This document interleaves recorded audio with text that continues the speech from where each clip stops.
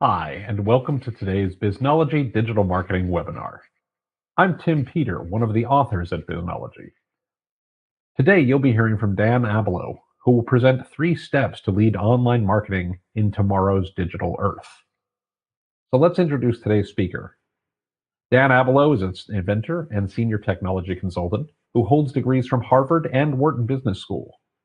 His previous patents have been licensed by over 550 companies that include Apple, Google, Samsung Electronics, and Microsoft. His new Expandiverse technology helps build a people-first digital earth and has received over 750 patent citations. So if you're struggling to know how to compete in the age of the digital earth, this is the webinar for you. Dan, take it away. Thank you, Tim. Hello, everyone. It's exciting being with you because we're focused on solving one of the biggest problems that you face in content marketing, publishing, and media. Google and Facebook are capturing markets, advertising revenues, and page views. Right now, you're going to see that Google and Facebook have only won for today, and they are not prepared to face what's coming next. Then you are going to learn a 3-step process that uses today's rapid transitions into a digital earth so that you can take digital leadership. The first step is to anticipate so that you see the big changes that give you the opportunities to take the lead. Step 2 is innovations, which is how your customers and markets will be transformed repeatedly. Those are the points where you can take leadership. Step 3 is the implementations, which is where and how you take the lead. You start by anticipating what's coming so that you can be there first and capture those markets. The biggest change to understand is exponential growth, because this gives you the repeated marketing advantages, and it changes every industry, including yours. This graph shows that when one company becomes an exponential competitor, it changes its industry. All the other companies usually stay linear competitors. They keep using faster, cheaper, and better, but the new exponential company takes off and outgrows them all. The real competition has now switched to exponential growth, and the new business goal is to take the whole market away from everyone else. You already know the best examples of exponential growth competitors. It's the companies that have created platforms with 1 billion users in them. But the most important fact to know is that 11 out of those 14 billion user platforms have been created by Google and Facebook. In America, they and Amazon are the strongest competitors that could dominate the world's digital infrastructure for decades to come. This second timeline looks at the future. You've heard of Moore's Law. It talks about doubling processing power every 2 years. That's why you're walking around with a supercomputer inside your mobile phone. Let's assume that Moore's Law slows down and takes 50% longer. That will produce a doubling every 3 years. So the world of 2020 will be twice as powerful as the world we live in today.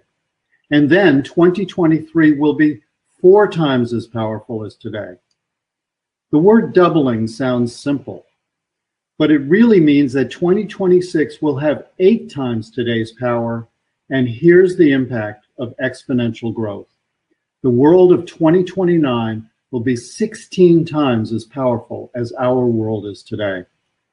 So for you, the most important realization needs to be that exponential growth happens across all industries at the same time. This means the changes combine with each other, and these combinations will produce entirely new ways to live and work and learn and play. GPS is a good example of this because GPS started with maps and directions. That meant no one will ever be lost again. But then marketing was added, so we are developing GPS-savvy, location-based marketing. That includes pushing coupons and sales based on where you are. And GPS is also part of augmented reality. You will soon have a layer of information over the places and things around you, and it can put digital things into your environment. And the next combination is GPS and communications. An example is Snap Maps on the right. This is a step towards continuous live connections with your family, your teams where you work, and with your customers. Now that you're expecting exponential growth, where will this lead? Step 2, innovations, is about how the changes in your customers and markets will give you large new opportunities. The internet is changing around us, and its next stage will be always on. Shared life spaces are an example. The 4 corners of this slide show some of the different kinds of shared spaces you will have. Starting at the upper left, you'll flip between shared spaces for living.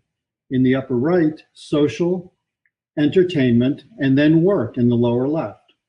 When you flip to another shared space, everything in it will already be on and connected, ready for you to use it right away. Another direction we are adding is connected consumption. Today's marketing includes only the 3 steps on top of find products, then buy and deliver them. But connected products and services are arriving. And when they do, marketing will expand to every part of the product life cycle. Your marketing will be part of every user experience during installation, uses, servicing, and then upgrading to the next model. Your brand will be the total experience that customers have with your products and services and with you. This connected economy will operate through its supply chains and logistics, but now these will be directly driven by connected consumption. The vendors you use will know your personal pattern of consumption with their connected products. They will be able to deliver what you need, when and where you need it. This will change how they operate businesses. Instead of huge distribution centers and big box stores filled with products, companies will reduce those costs by serving you in personal consumption relationships. You can skip shopping, and your vendors can focus on making sure you are very pleased by receiving what you need, when and where you need it personally. Connectivity will also turn today's devices into families. The way you experience your world will become simpler and consistent. You already have physical boundaries like locked doors and the house where you live and the office where you go to work. On the left, today's world bombards you with a lot that you don't want. But next, digital boundaries will give you control of your digital world. When you have control, if you want to eat healthy food, you'll see only the kinds of foods that you want and eliminate the others. When users control their screens, they will take charge of the economy. If a company wants to appear on your screens, they will sell what you want to buy, or else they will be invisible. What could exponential growth produce? A possible result is what I call partnership capitalism. At the top left, users have control through digital boundaries. They choose the vendors, ads, and content that they want to see. At the second level, your family of devices displays the choices that you have chosen and want visible for you. At the third level down is connected consumption. You are always connected with your preferred vendors. You receive what you want, where and when you want it. And at the bottom, your vendors run a connected supply chain that delivers what consumers want all over the world. Now you've seen some examples of how much and how fast we can change. How do you use that to take the lead? Becoming digital is a continuing journey that will keep growing and evolving. We will become a digital earth that includes how we live, work, learn, and play. In each one of these changes, you are going to have new first mover opportunities. So forget the idea that Google and Facebook have won. Forget the idea that if you miss today's big move, you've lost. We are all going to face many new points at which you and your company can reestablish yourself as a leader, and others can fall behind. Here's a key principle.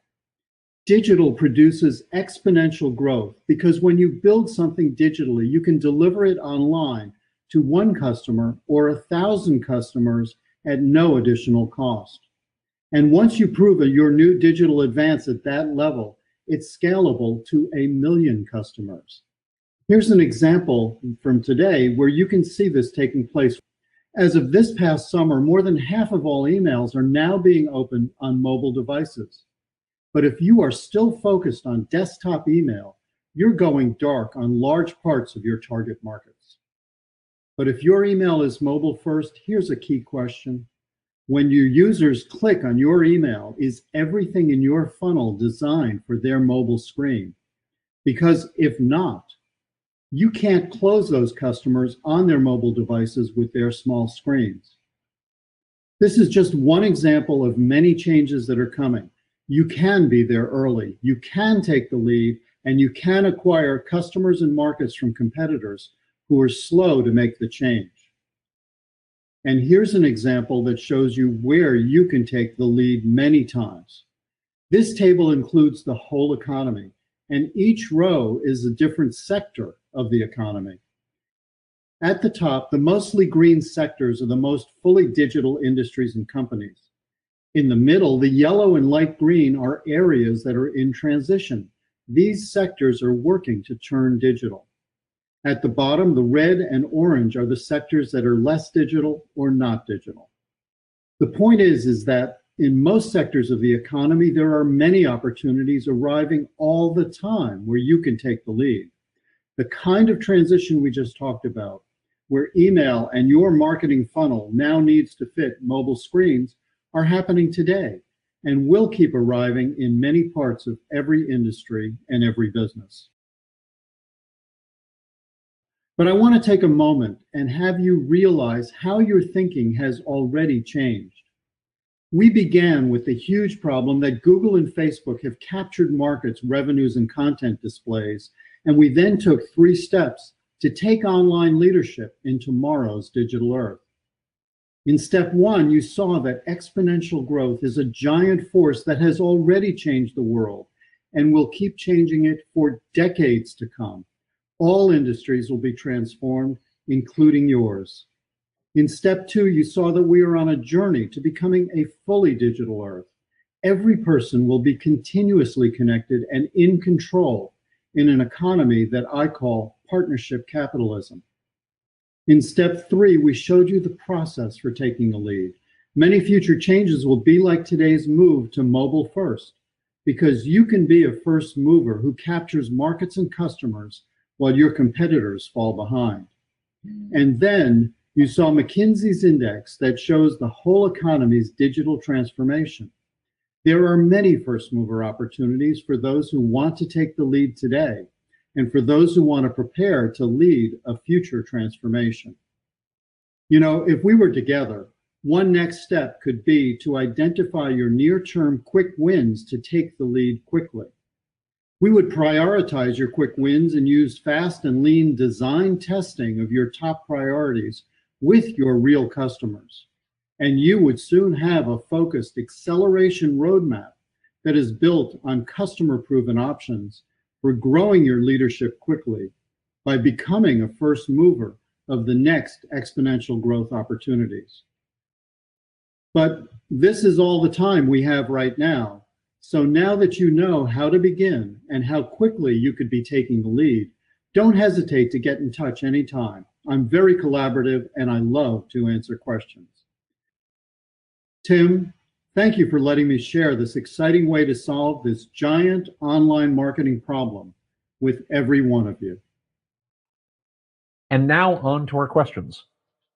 So the first question we received, Dan, is what are some near-term disruptions where we can take the lead? That's a great question because you're actually talking about how to apply what we've gone through today. And there's actually many near-term disruptions that are already taking place, and you know about quite a few of them. Because, for example, augmented reality shopping is about to arrive, and IKEA has an app that puts furniture in your home so you can see it in place. So how could you position your products and services visually in your customer's space and use that to deliver information so your customers see how it'll immediately improve your customer's life or their business. Another is voice browsing and interacting from mobile devices. How can you make it easy for customers to interact with your websites, your resources, your content, and your people by speaking? Is there a service company, for example, that could quickly add voice to your online interfaces and resources? Another one is, you know how AI is going to replace people at work. There's a lot coming about that. But how could you actually use AI to help your customers immediately in their space as they're using your products and services? Because as you improve what your customers receive, they need your relationship with you more. And then because they're getting more benefits quicker and faster. Another one is personalization. That's a huge shift that's going underway right now. According to BCG research, over the next 5 years in 3 sectors alone, retail, healthcare, and financial services, personalization will push a revenue shift of some $800 billion. So those are only 4 of the examples. I could come up with more, but you're really talking about a basic principle of what's changing in the world today. All of these replace atoms with bits. Atoms are physical, they're slow and expensive and costly to do things with, but bits are moved and changed ever faster, ever cheaper because of Moore's law. So that's why people are going to be able to control, for example, what their screens display. They're just simply telling computers which bits to move around and what to display. But in each one of these examples, whether you're talking about augmented reality shopping, that's bits, voice browsing, that's moving audio bits, AI, that's taking bits and bringing them to people while they're doing things with your products and services, and personalization, again, is moving what people see and how they see it. You're just simply using the ability of digital to transform what people are getting at very low cost, and the exponential principle applies here, which is that when you've built it and delivered it to 1 customer or 10 customers, you can scale that to 10,000 customers or 1 million or 10 million customers. Every one of these advantages, by becoming digital and moving bits, becomes a transformative impact that you can have and capture. That's really fantastic, Dan. And as you indicated, that really is all the time we have for today. But I would like to thank you, Dan, for these great ideas. And thanks especially to our audience for your participation and your questions. Bye-bye, everybody.